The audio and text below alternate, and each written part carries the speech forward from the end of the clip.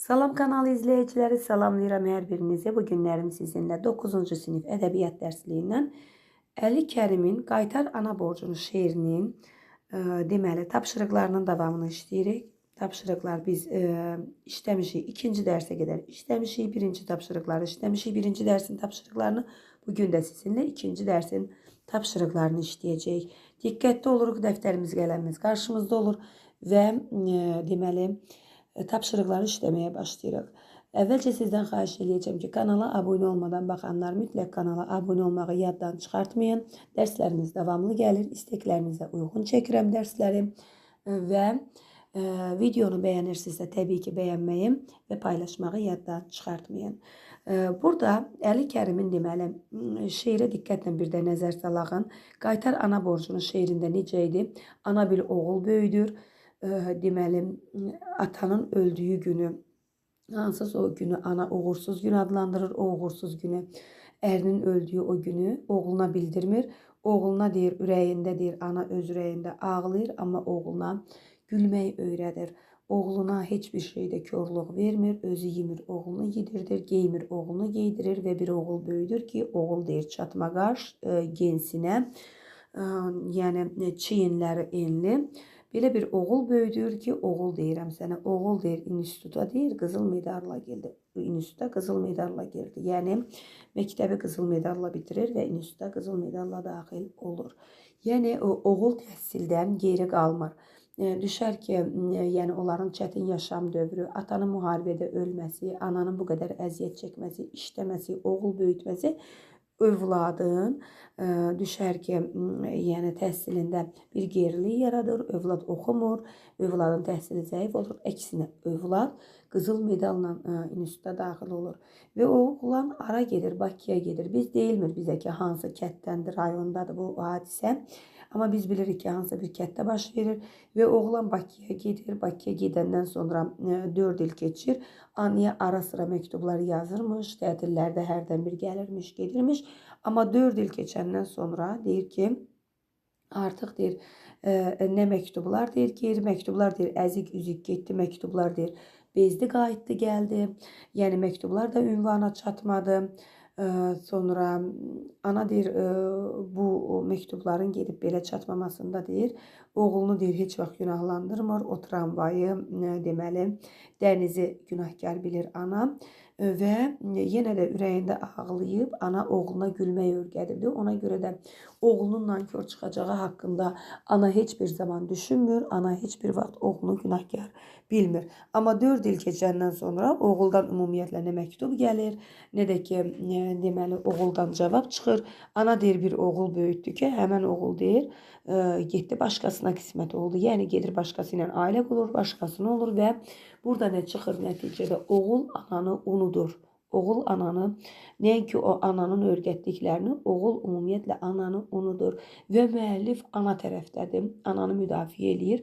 Və müəllif deyir oğula ki, sən o gülüşü, sənə verən o gülüşü, boyu buxunu sənə veribdi, sənə yeriş veribdi, sənə adını veribdi, sözünü veribdi, sənin özünü deyir veribdi ana deyir, sən o özünü geri qaytar. Və oğuldan tələb eləyir ki, sən ananın verdiyi o borcu geri qaytar. Şeiri sizə xatırlatdım. Gəlin 2-ci dərsdən tapşırıqlarımıza davam eləyəyim. Bu hissəni özünüz oxuyursunuz. Yəni burada nədən gedir söhbət? Şeirin əsərdə anaya deməli şeirdə şairin anaya göstərdiyi ehtiram motivləri var, görürük. Bu motivlər xüsusilə güclüdür. Şair yəni anaya xüsusi deməli ehtiram, hörmət göstərir. Ehtiram nə deməkdir? Hörmət. Bilməyənlər qeyd eləsin. Şairin deməli öz sələflərinin, klassiklərimizin anaya həsr olunmuş əsərlərindən məzmun, dil, üslub baxımından fərqlənən bir əsərdir. Öz sələflərindən, yəni özündən əvvəl yazanlardan, onların əsərlərindən fərqli bir əsərdir. Mən bunu öncəki videoda sizə qeyd eləmişəm. Yəni buradan bir neçə əsərlə müqayisəsini aparmaq olur. Daha sonra əsərin hər kəlməsinin, cümləsinin üzərində diqqətlə düşünmək lazımdır. Həyəcanların necə ifadə olunduğunu müəllif mövqeyini aydınlaşdırmağa deyir, çalışın. Gəlin, aydınlaşdırın, fikirləşin, cavab verin. Baxırıq suala. Əsərdə diqqəti cəlb edən başlıca problem nədir? İlk növbədə bundan başlayırıq. Bizə burada verib ki, əsərdə başlıca problem nədir və başlıca problemi biz təbii ki göstərməliyik. Bir dəqiqə. Deməli, əsərdə baş verən problem, əsas problem nədir? Əsas problem odur ki, oğul deməli anaya nankorluq göstərir və müəllif bildirir ki, hər bir oğul öz borcundan çıxmağı bacarmalıdır. Hər bir oğul öz borcundan çıxmağı bacarmalıdır. Hər bir övlad deməli öz borcunu ödəməyi bacarmalıdır. Budur başlıca problem. Budur başlıca problem. Yəni ki, deməli, əsas problem kimi bu hissiyində nə yazacaq? Yazacaq ki, övladın anaya qarşı nankorluğu və valideyn haqqının unudulması. Və burada əsas problem odur. Övladın anaya qarşı nankorluğu və valideyn haqqının unudulmasıdır. Və bu hissədə bunu qeyd edəcəyik. Daha sonra müəllifin problem həlli, müəllif problemin həllini, müəllif özü, şair özü problemin həllini nədə görür? Biz bunu necə qeyd edəcəyik? Baxın bu hissədə. Müəllif təbii ki, görürük ananın tərəfindədir. Nə yaza bilərik? Yazarıq ki, müəllif çıxış yolunun övladın vicdanının oyanmasında və ananın haqqını anlayıb ona mənəvi borcunu qaytarmasında görür ki, yəni övlad öz ananın ona çəkdiklərini başa düşməlidir və ananın haqqını anlamalıdır və övlad anaya mənəvi borcunu qaytarmalıdır. Və müəllif bu problemin həllini bunda görür. Sizcə deyir, nə düşünürsünüz? Siz özünüz nə düşünürsünüz? Yenə düşüncələrimiz fərqli ola bilər. Mən şəxsən düşünürəm ki, insan haraya getsə də, hara gedir getsin insan, hara getsə də onu böyüdən valideynin haqqını unutmamalı və ona sədaqətli olmalıdır. Bu hissədən də öz düşüncəmizi yazırıq. Daha sonra keçirik 3-cü tapşırığımıza. 3-cü tapşırıqda nə deyir bizə? Deyir ki, ana obrazını səciyyələndirin, cədvəldən istifadə edin. Ana obrazını səciyyələndirin. Baxırıq ki, burada ana necə verilibdir? Səmimidir. Bu hissədə burada qeyd edəcək ki, ana necədir? Səmimidir. Sonra mehribandır, qayğı keçdi, zəhmət keçdi. Düzdür, anaya bunları aid eləyə bilərik. Və övladına münasibəti, ana obrazının övladına münasibətinidir. Təbii ki, övladına münasibətində burada baxın, ana obrazını səciyyələndirən cədvəldən istifadə edin. Ananın öz münasibətidir. Nəyə görə oxuyuram? Dedim, bəlkə müəllifin yenidən münasibətini istəyir. Ana obrazının övladına münasibəti. Ana öz övladına münasibəti. Ana övladını qınamır. Qınamır. Ana övladını heç nədə günahkar bilmir. Günahkar bilmir və ana övladının nankorluğunu qəbul etmir yəni. Bu şəkildə yazacaq. Bu anaya qarşı da. Sonra 4-cü sualımız. Müəllifin ana və oğul obrazlarına, baxın burada müəllifin də ana və oğul obrazlarına münasibətini aydınlaşdıran cədvəldən də istifadə eləyir. Müəllif deyir, ana obrazına münasibəti necədir müəllifin? Təbii ki, müəllifin ana obrazına olan münasibətini görürük ki, bu hissədə qeyd edəcək ki, müəllif anaya hörmət edir, mərhəmət göstərir, haqq qazandırır və görürsünüz, burada oxuduq ki, müəllif şairin əsərdə anaya ehtiram motivləri xüsusilə güclüdür. Bu cümlənin özünü də qeyd edə bilərsiniz. Burada bu cümləni də qeyd edə bilərsiniz. Bu şəkildə ki, şairin əsərdə anaya ehtiram motivləri xüsusilə güclüdür. Bu cümləni də gətirib yaza bilərsiniz və yaxud yaza bilərsiniz ki, görürük ki, müəllif anaya hörmət edir, mərhəmət göstərir, haqq qazandırır. Bu şəkildə. Və müəllifin övlad obrazına münasibətini istəyir. Övlad deməli obrazına da münasibəti necədir? Övladı isə nankor olduğu üçün qınayır. Baxın, ana övladı qınamır. Amma müəllif neyinir? Övladı nankor olduğu üçün yazırsınız qınayır. Nankor olduğu üçün qınayır və tənqidi münasibət bəsləyir. Tənqidi münasibətdə harada görürük? Tənqidi münasibət bəsləyir. Görürük ki, onun tənqidi münasibəti hətta dırnaq arası orada təhqirə də demək olar ki, deməli təhqir kimi götürülür də. Bu burada belə bir söz işlədir ki, hırıldamazsan, bax, hırıldamaq sözü, yəni yaxşı mənada işlədilmir. Hətta burada təhqir də eləyir. Demək olar ki, müəllif mədəni şəkildə deməli övladı.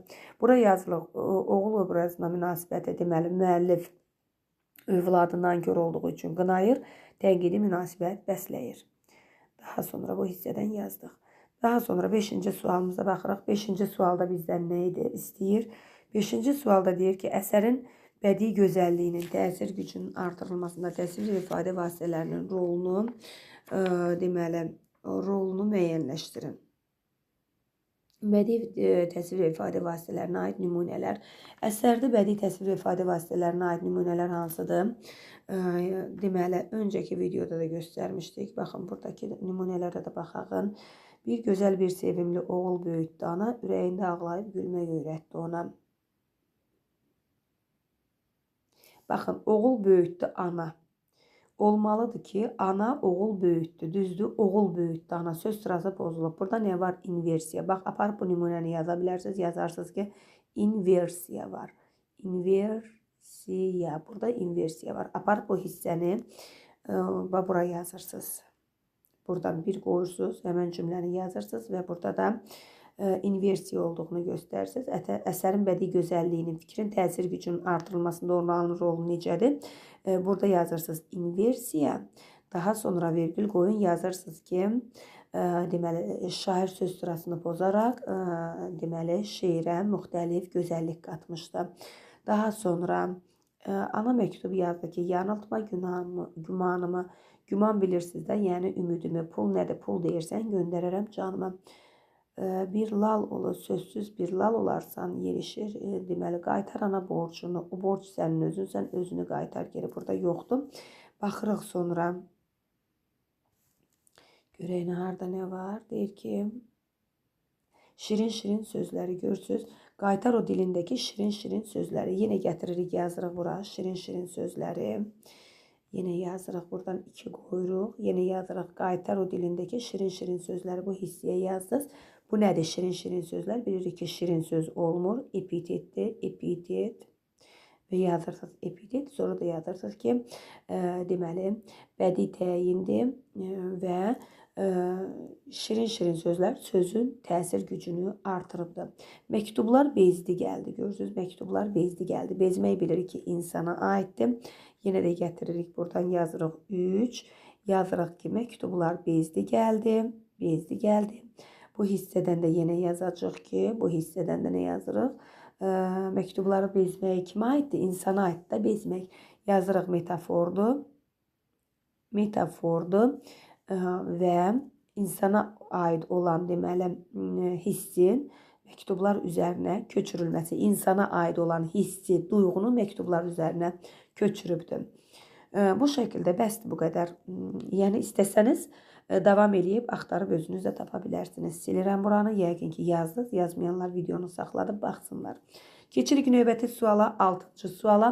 Suala keçməmişdən əvvəl sizdən xahiş edəcəm ki, videoya baxanlar, əgər video xoşunuza gəlirsə, izahımız xoşunuza gəlirsə, əgər etdiyim izahlar xoşunuza gəlirsə, təbii ki, videonu bəyənməyi yaddan çıxartmayın, paylaşın, əhatə dairəmiz böyüsün, kanalımız böyüsün və yorumlarda mütləq fikirlərinizi gözləyirəm, fikirlərinizi bilmək istəyirəm. Əsərdəki başlıca fikir, ideya sizcə nədir? Əsərin əsas ideyasını istəyir bizdən. İdeya nədir burada? İdeya nə yaza bilərik bu hissəyə? Yazırıq ki, valideyn haqqı ən böyük mənəvi borcdur və onu unutmaq nankorluqdur. Buradan bir də deyirəm, deməli, daha doğrusu qoyun sizin üçün bunu yazım. Valideyn haqqı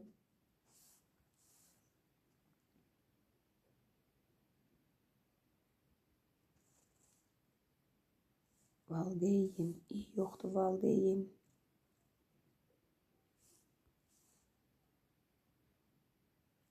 Haqqı ən böyük mənəvi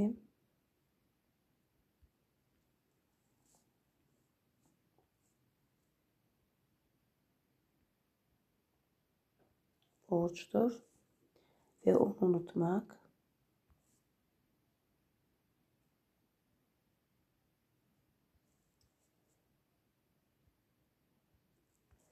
Nankörlükdür.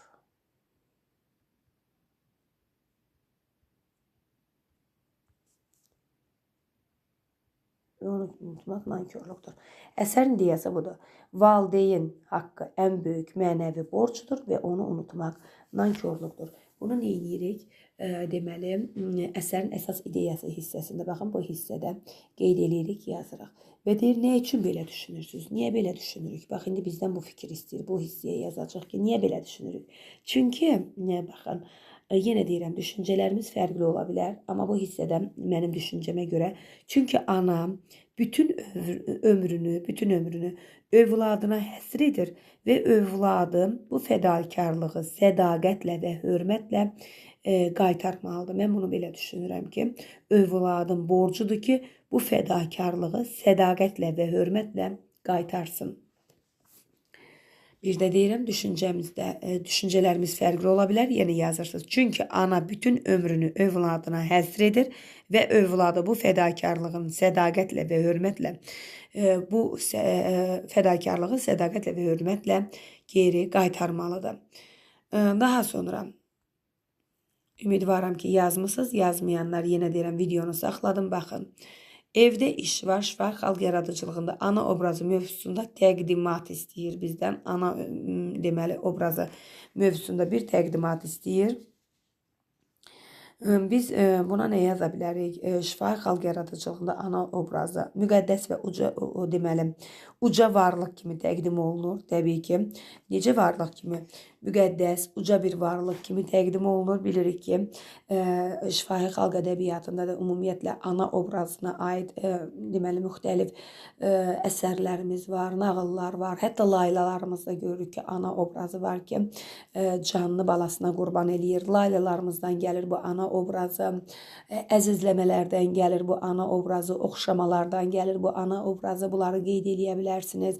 Daha sonra deməli bu şifahi xalq ədəbiyyatı dediyinə görə ən əsası biz dayanırıq elə folklor üzərində olan deməli ana obrazlarında.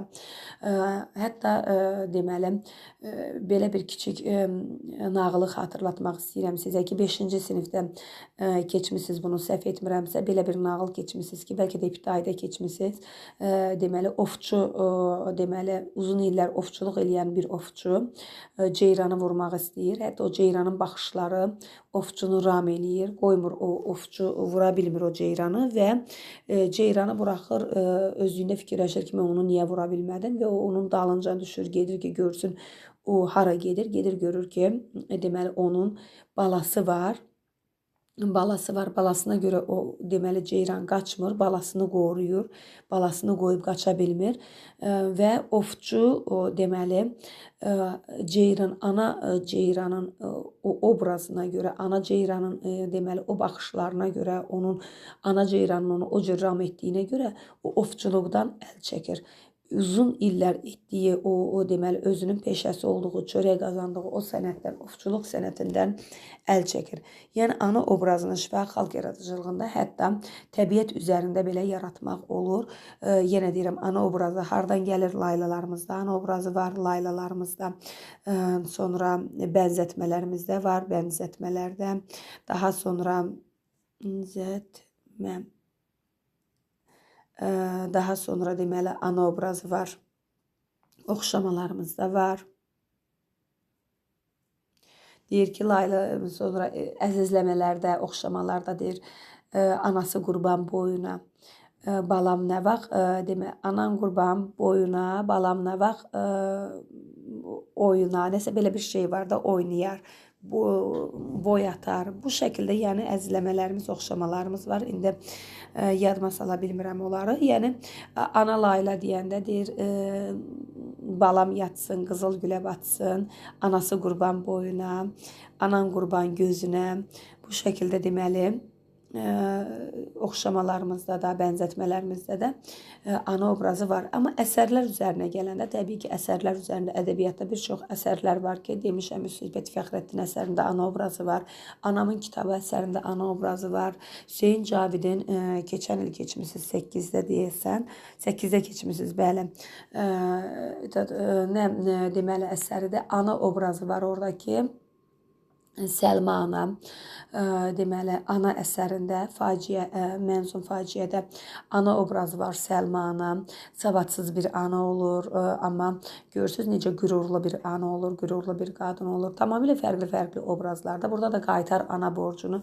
Bu da deməli, fərqli bir obrazdır. Amma nədənsə mən bu ana obrazını deməli, Mirzə İbrahimovun Azad hekayəsindəki Azadın anası ilə deməli, oxşar görürəm. Azadın da anası orada çox əziyyət çəkir Azad üçün. O da müharibədə oğlu böyüyür. Onu o şəkildə deməli oxudur, təhsil verir. Sonra təhsili yarımçıq qalır. Onu deməli təhsildən ayırır, gətirir, gücü çatmır oxutmağa, gətirir dərzi yanına qoyur, dərzi şagird eləyir və Azad o şəkildə dərziliklə məşğul olur. Keçmisiniz bu əsəri.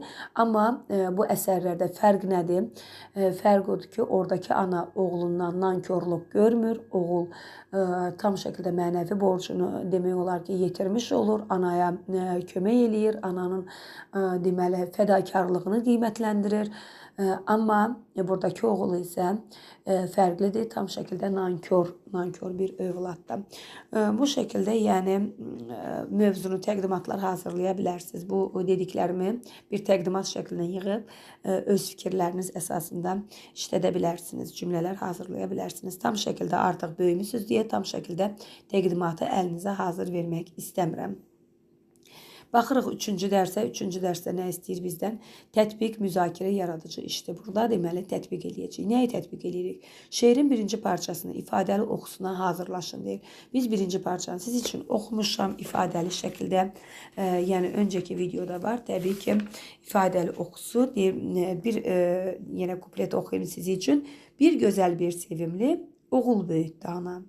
O bəd, uğursuz günü ərinin öldüyünü bildirmədi heç ona. Kədəri dalğa doldusa da ürəyə, lakin nə saç yolaraq verdi əsən küləyə, nə şivən etdi ana. Ürəyində ağlayıb, gülmək öyrətdi ona. Dözərək davanın da dərdinə, bəlasına, öz boğazından kəsib yedirdi balasına. Bir oğul böyütdü ki, gür, çatmaqaş, gensinə. Bir oğul böyütdü ki, oğul deyirəm sənə. Baxın, bir kuplet oxudum sizin üçün, yəni bu şəkildə ifadəli oxu deyəndə nəyi nəzərdə tutur? İfadəli oxuda, yəni biz vergülü, nöqtəni, pauzanı, bunları gözləməliyik. Bunları istəyir bizdən, intonasiya istəyir, vurğunu düzgün vurmalıyıq, bunu istəyir bizdən. Mətni, üzr istəyirəm, mətni dəftərinizdə yazın. Yəni mətni dəftərinizdə yazın. Bunu yəni müəllim desə nəsr şəklində də yaza bilərsiniz. Yəni öz sözlərinizdən hekayə şəklində də yaza bilərsiniz. Şeirin birinci hissəsini mətn formasına salıb yaza bilərsiniz. Yəni öz sözlərinizdən. İfaçılıq vəzifəsini dinləyicilərə nə çatdıracağınızı aydınlaşdırın deyir. Nə çatdırırıq? İfaçılıq vəzifəsi dinləyicilərə nə çatdırır? Nəyi çatdırmalıyıq? Əslində lirik hissləri duyğulu və səmimi deməli çatdırmaq lazımdır. Lirik hissləri duyğulu və səmimi çatdırmaq lazımdır ki, dinləyicilər mətnin emosionallığını, onun emosional olduğunu dərindən hiss eləyə bilsinlər ki, mətn necə emosional şəkildə səsləndirilir. O emosionallığı, o hissləri hiss eləyə bilsinlər. İntonasiya, pauza, vurğu təbii ki, hər biri öz yerində olmalıdır. Sonra məntiqi vurğulu sözləri, fasilələrin yerini, səsin ucalığını, sürətini və sairələrini müəyyənləşdirib şərti işarələrlə göstərin. Gəlin, elə birinci hissədən göstərək bunu. Baxın, deyir bir gözəl, bilirik ki, bax bu iki dənə belə olanda, bunlar pauzadır. Bu səs tonunun qalxmasıdır, bu isə səs tonunun düşməsidir. Deyir bir gözəl, vergül varsa, deməli burada pauzalar var da, düzdür. Bir sevimli oğul böyütdü ana. Bir sevimli oğul böyütdü ana. O bəd, Uğursuz günü ərinin öldüyünü səs tonum qalxdı. Bir sevimli oğulda səs qalxır. Böyütdü anada düşür. O bəd səs tonu qalxır. Uğursuz günü yenə səs tonu qalxır. Ərinin öldüyünü, o uğursuz günü izah eləyir. Yəni ərinin öldüyünü bildirmədi heç ona. Bildirmədi heç ona. Bax səs tonu düşdü. Kədəri dalğa doldusa da ürəyə, bax dalğa vurğulu sözdü qalxdı. Doldusa da ürəyə, lakin nə saç yolaraq verdi əsən küləyə, nə şivən etdi ana. Lakin də səs tonumuz qalxdı. Ürəyində ağlayıb, pauza, gülmək öyrətdi. Ürəyində ağlayıb, səs tonu düşdü. Gülmək öyrətdi ona. Dözərək davanın da dərdinə, bəlasına, pauza da var. Öz boğazından kəsib yedirdi balasına. Yedirdi, səs tonu qalxır. Bir oğul böyütdü ki, səs tonu qalxır, pauza. Gür, pauza. Çatma qaş, pauza, vergüllər var. Gensinə bir oğul böyütdü ki, oğul deyirəm sənə. Pauza düşür. Bu şəkildə şərti işarələrdən istifadə edirsiniz. Bu şeirin bu hissəsini deyir, bizə burada dedi, mətni yazın. Bu mətni yaza bilərsiniz. Həmən hissəni yazın.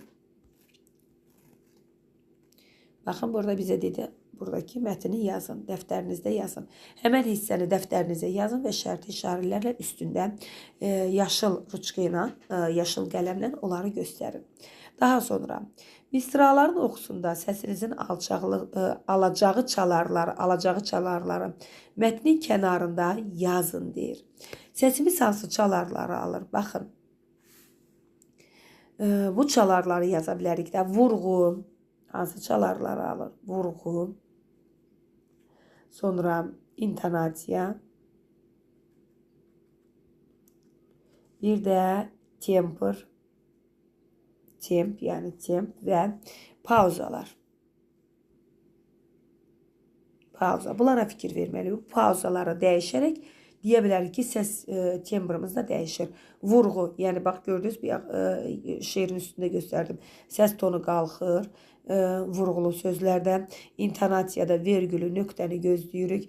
Temper, səs temperimizi gözləyirik. Yuxarı, aşağı səs temperimizin qalxıb düşməsidir bu. Və pauzalardır ki, pauzalar veririk, vergüllərdə dayanırıq. Bunları göstərməliyik. Deməli deyir ki, misranın oxusunda səsin alacağı çalarları mətnin kənarında yazın. Mətnin kənarında yazırıq. Vurğu, intonasiya, temper, pauza. Bütün bunlar bu pauzaları dəyişərək deməli səsimizin çalarlarını göstərə bilərik. Bu hissəni qeyd edəcək. Daha sonra ifaları dinləyib müzakirə eləyin deyir. İfaları dinləyin və müzakirə eləyin. Nəyi müzakirə eləyəcək burada? Baxın, bir də deyim buranı. Səliqəli göstərim. İfaları dinləyib müzakirə eləyin. Nəyi müzakirə eləyəcək müzakirə zamanı? Sinifdə olacaq da bunu müəllim deyəcək, bir müzakirə aparın. Nəyi müzakirə eləyəcək? Çaşıb qalmayın. Burada lirik şeirdir, düzdürmü? Lirikdir. Şeirdir bu, lirikadır. Lirikada nəyə göstərə bilərik? Duyğuların çatdırılma tərzini. Duyğularımızı. Baxın, duyğuların çatdırılma tərzini. Sonra nəyə göstərə bilərik? Səsin çalarlarını. Çalarlarını. Səsin çalarlarını. Daha sonra nəyə göstərə bilərik? Mətnin insan ruhuna uyğunluğunu, mətn mənim ruhuma uyğundurmu, mətn mənim ruhuma nə dərəcədə toxundu?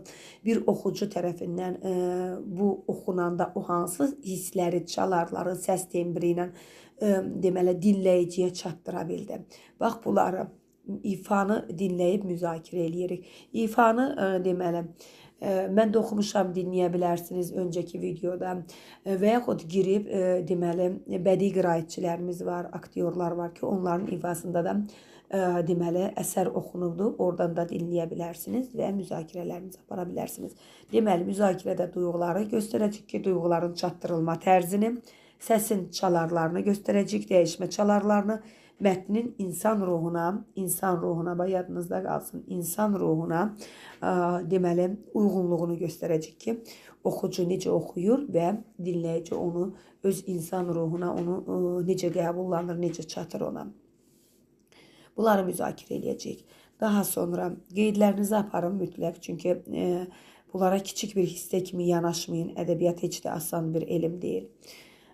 Sonra keçirik. Şeirin birinci parçasında bədii oxu, şeirin birinci parçasında deyir. Parçasını bədii oxu ustasının ifasında dinləyib ona münasibət bildirir. Bədii oxu ustası deyəndə kimi nəzərdə tuturuq? İndi sizə dedim. Yəni aktyorlarımızın, bədii qiraətçilərin ifasında deməli buna qulaq asa bilərsiniz. Dinləyirsiniz və münasibətinizi bildirirsiniz. Bu artıq sizin öz münasibətinizdir ki, əsər sizə necə, özünüz oxudunuz, onu necə qarşıladınız, müəllim ifasında, məsələn, mənim ifamda onu necə qarşıladınız və bədii ustadın ifasında bunu necə qarşıladınız. Elə bu fikri mən də yorumlarda sizdən istəyirəm. Bir əziyyətdə sizə yorumlarda bu fikirləri yazarsınız. Görüm, yəni bədii qiraətçi ilə bir müəllim ifasında hansı fərqləri görürsünüz. Şeirin ideya məzmunu ilə səsləşən atalar sözünü müəyyənləşdirəcək. Atalar sözünü müəyyənləşdirəcək, fikrinizi əsaslandırın deyir. Burada atalar sözləri verib. Ananın ərköyün oğlu hambal olar. Xeyr, bunu götürə bilmərik. Ananın ərköyün oğlu hambal olmadı burada. Ana ərköyündə böyütmədi oğlunu. Heç ərköyündə böyütmədi. Sadəcə ana dərddən, qəmdən kədərsiz böyütdü. Oğluna ağlamağı, sızlamağı, şikayətlənməyi öyrətmədi. Ana oğlunu deməli özünə güvənən, qürurlu, oxuyan, savadlı, cəmiyyətə lazımlı bir insan kimi böyütdü. Ona görə də biz bunu götürə bilmərik ki, ana oğlunu hambal kimi böyütdü. Xeyr, bu səhvdir. Bu bizi ilə səsləşmir. Ona görə də buna yox deyirik. Ananın canı övladdadır. Bəli, ananın canı övladdadır. Bunu qəbullanırıq. Deyir, niyə belə düşünürsünüz? Görürsünüz, bax, şeirin ideya məzmunu ilə səsləşən fikir istəyir. Orada bir cümlə vardı. Yadınıza gəlir, o cümləni götürüb yazarsınız bura. Deyir ki, pul nədir? Burada bax, belə bir şey deyir ki, ana məktub yazdı ki, yanıltma gümanımı. Pul nədir? Pul deyirsən, göndərərəm canımı. Bax, o misraları bura yazırsınız və şeirin ideya məzmunu ilə səsləşən bir fikirdir birbaşa. Ki, ana canını belə övladına verər. Deyir, nə üçün belə düşünürsünüz? Nəyə görə belə düşünürsünüz? Çünki bunu açıq-aydın artıq misralarda görürəm. Açıq-aydın misralarda görürəm. Ona görə belə düşünürəm. Anasından ayrılan quzunu qurd yeyər. Xeyr, bunun heç bir əlaqəsi yoxdur. Bunu götürmürük. Ana səbri böyükdür, düzdür. Ana səbri böyükdür. Amma deməli, görürsünüz, burada artıq ana səbr eləyə bilmir. Səbr eləyə bilmir, dözə bilmir. Ana, yəni, qonşusu Əsmər bacını, Çiçək bacını çağırır. Yenə də o dərdlərinə biraz ananı yüngülləşdirilər. Amma onlar deyir, oğlu qaytarmırlar. Ana səbri, burada yəni səbirdən o qədər bir şey yoxdur da ananın səbrinə aid. Sadəcə ana, deməli, günahkar bilir ki, tramvay, dəniz mənim deməli oğluma yetərincə səsimi çatdıra bilmir. Burada yəni səbrə aid o qədər bir şey götürmürük, bunu da silirik. Ana bala ucundan canını oda yaxar. Ana bala ucundan canını oda yaxar. Əslində bunu bilirik ki, bala ucbatından deyirlər, ucundan. Bu şəkildə ana bala ucundan canını oda yaxar. Bunu götürək. Bu da səsləşir, düzdür. Deyir ki, səsləşən bir fikir istəyir bizə. Burada da deyir, bax, ana oğul böyütdü, gür çatma qaş gensinə bir oğul böyütdü ki, oğul deyirəm sənə. Bu fikirlər də gedir. Amma canını oda yaxar, əslində burada nəyi yazacaq? Ürəyində ağlayıb gülmək öyrətdi ona. Dözərək deməli, davanın da dərdinə, bəlasına öz boğazından kəsib yedirdi balasına. Və bu misraları qeyd eləyəcək. Ürəyində ağlayıb gülmək öyrətdi ona. Dözərək davanın da hər dərdinə, bəlasına öz boğazından kəsib yedirdi balasına. Bu fikirləri yazırıq bura. Burada da yazırıq ki, nəyə görə deyir belə düşünürsünüz? Nəyə görə belə düşürük? Həqiqətən də ana canından canını o da yaxır. deməli, oğlu məktəbi, hətta ana öz canını o da yaxır. Hətta oğul məktəbi belə qızıl medalla bitirib universitetə qızıl medalla daxil olur. Ona görə də həqiqətən bu fikirlə də razılaşırıq və bu fikir birbaşa deməli mətnlə səsləşən atalar sözü ki, ana bala ucundan canını o da yaxar.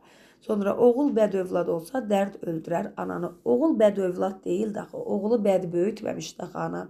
Oğlu yaxşı böyütmüşdü. Oğul yaxşı övlad idi. Oğlu universitetə daxil olana qədər yaxşı böyütmüşdü.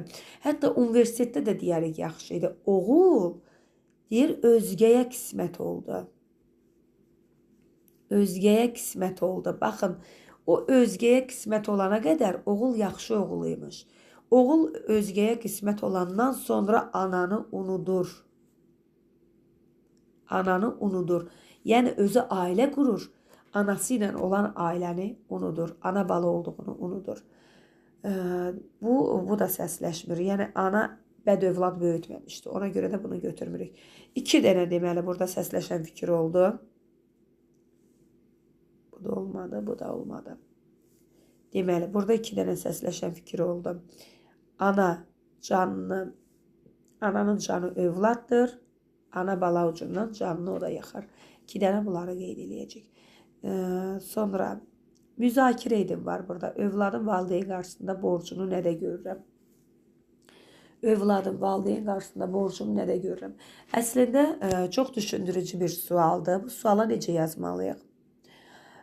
Baxın, yenə mən deyirəm, özünüz bu cümlələri öz cümlələrinizdən qurun. Mənim fikirlərimdən də götürsəz, öz cümlələrinizdən qurmağa çalışın. Övlad valideyn qarşısında borcunu ilk növbədə deməli, hörmətlə anaya yanaşmasında görürük ki, övlad valideyn qarşısında borcunu ilk növbədə hörmətlə anaya yanaşmalıdır. Yəni o anaya hörmətlə yanaşmasında görürük. Övlad valideyn zəhmətini və valideynin fədakarlığını qiymətləndirməyə, özünə bir mənəvi vəzifə bilməlidir. Neçə yaşımız olur olsun, istəyir 10, 15, 50, 60, yenə də övlad deməli öz zəhmətini, fədakarlığını, övlad valideynin zəhmətini, fədakarlığını qiymətləndirməyi özünə mənəvi bir vəzifə bilməlidir ki, mənim vəzifəm nədir? Mən istəsəm də valideyn borcundan çıxa bilmərəm, amma mənim vəzifəm nədir? Mən valideynin mənə çəkdiyi zəhməti, fədakarlığı qiymətləndirməyi bacarmalıyam və elə bir övlad olmalıyam ki, anam mənə görə, atam mənə görə ağlamasın, sızlamasın, mənimlə fəxr eləsin. Valideynə qayğı göstərməyi və çətin anlarda yanında olmağı özünə borc bilməlidir övlad. Ananın sözlərini dinləməyi və nəsihətlərinə nəticə çıxarmağı vacib hesab etməlidir.